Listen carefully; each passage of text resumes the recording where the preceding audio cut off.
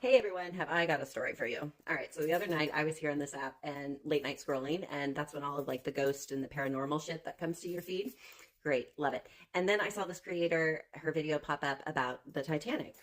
So this creator posted this story about one of the crewmen from the Titanic who lost his life. And I was looking directly into this guy's eyes and was like, he has a deeper message to get. All right, I had to get my microphone out so we can be locked and loaded for this one. So I first learned about the Titanic when I was a kid, and I don't actually remember when. I don't recall learning about it in school, but I remember watching the old movie from the 50s. I think it's called A Night to Remember.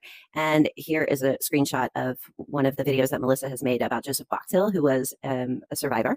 And he went to see the film, which originally he protested anyway. She goes into this whole story where she explains what has happened. So go check it out.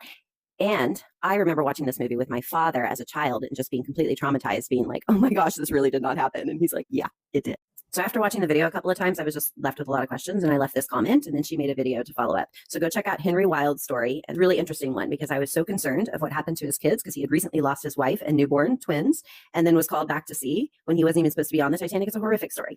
And as an adopted kid myself, I was really just like worried and wondering about what happened to the legacy of his children and the three older children that he did leave behind. Anyway, go check it out. So a couple of years ago, and it was during the pandemic time, my dad found this book at an auction in Southwest Missouri, and he's like, hey, would you like this book? And I'm like, yeah, you know that event was really important to me. And he's like, yeah, I remember that was Maddie's birthday. Who's Maddie? Well, my older and much shorter than me sister decided to have a baby when she was quite young. I was only 16 when Maddie was born, which made me a pretty young aunt, and I wasn't really happy about it. Always stealing my thunder.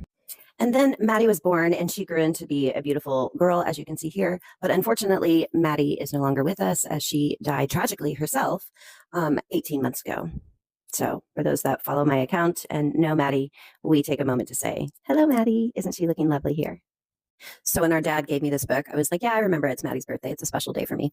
So I kept the book, and I have lots of questions on this book because a publisher is hard to find. The interesting thing about this book is that it's written from testimonies of the survivors. So the language is super easy to speak here.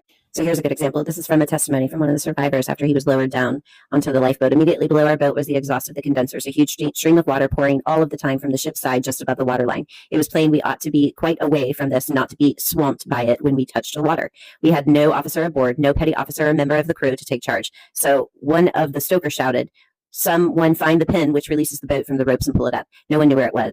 And the story goes on. It's very gripping.